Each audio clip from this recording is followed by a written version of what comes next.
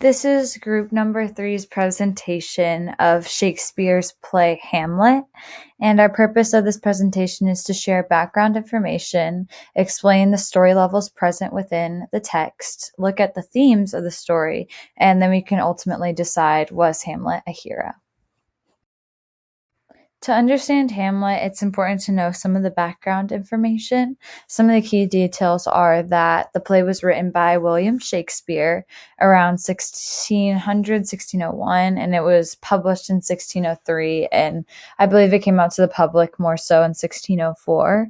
The play is a tragedy. And the setting, it takes place in Denmark, and it's around the royal palace, which is in Elsinore, and that's a city in Denmark. And again during the Middle Ages. The main conflict of the play is that Hamlet is having a big internal conflict of whether he should kill Claudius, which is his uncle, and his uncle actually willingly killed his father to become king.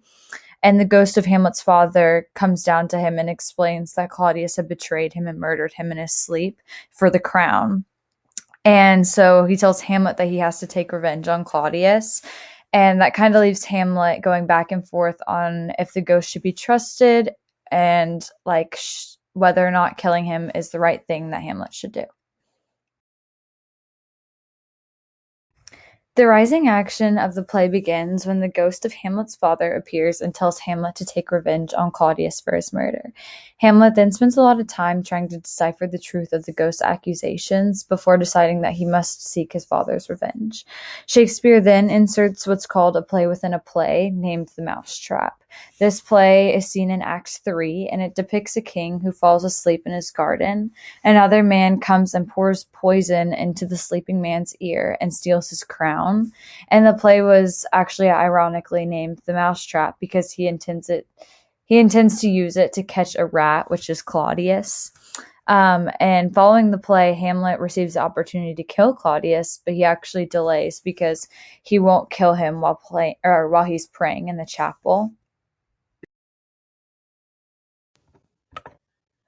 The climax in Hamlet can be seen in two different parts.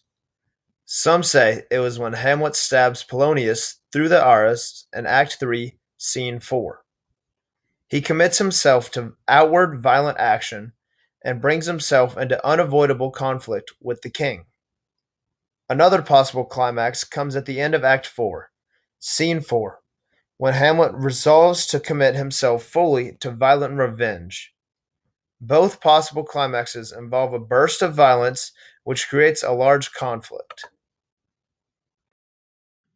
The falling action of the play mainly consists of Hamlet's consequences for killing Polonius. Hamlet is sent back to England to be killed. However, he figures out why he was sent back and goes to Denmark instead. He then sees Laertes at Ophelia's funeral, where he begins a planned fencing match by Claudius between him and Laertes without knowing he is using a poisonous sword. During the actual duel, Queen Gertrude takes a drink from Hamlet's cup and is poisoned. Moments later, Laertes strikes Hamlet with a contaminated sword, but not hard enough to kill him in the moment. Hamlet then finds out the sword was poisoned and hits Laertes with the sword. After the messy duel, the queen dies, and Claudius admits to poisoning the drink. Laertes falls onto the ground consecutively, asking for forgiveness and revealing the king's plan, only to die shortly after. Hamlet gives in and impales the king with the sword. Hamlet becomes the next to die and tells Horatio to stay alive so he can tell the people what had happened. Fortinbras marches and only to find everyone dead and crowns himself as the next ruler of Denmark. Throughout the play, there are many themes, but there are three that stuck out to us. The first one was madness.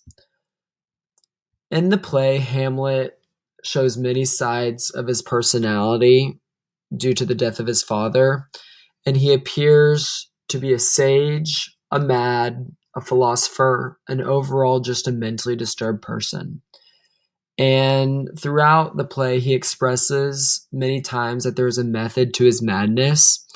And with this, it just shows that he is insane, crazy and mad, but he's just doing that in his pretensions to show his pain to others. The second theme we see is revenge. And revenge is not a good act in Christianity and many other faiths, but it's something that runs constant throughout the play. The appearance of a ghost in the first act lays a heavy responsibility on Hamlet to exact the revenge of his quote-unquote unjust murder.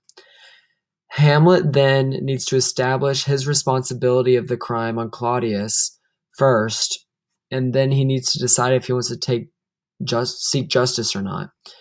And with his conscious mind, the revenge is delayed. He then succeeds in exposing the crime. Hamlet does not want to find a way to try Claudius into the court. The third theme we see is subversion of relationships. Gertrude is a cousin of Claudius in the play and must not marry him on legal or religious terms. But both of them marry, subverting their relationship. Claudius is Hamlet's uncle, who soon becomes his stepfather. Okay, so this is the question of whether or not Hamlet was a hero. Some readers consider Hamlet a hero because they claim his intentions were mostly from a good place. He was really just a son trying to do good by his father and take the revenge that he requested. Also, he didn't really intend to kill Polonius. He really thought it was Claudius behind the curtain, which is why he says, "Sir, I mistook you for your better." But also, Hamlet can be described as a villain for a number of other reasons. His personality was really made up of self-centered, manipulative, and malignant traits.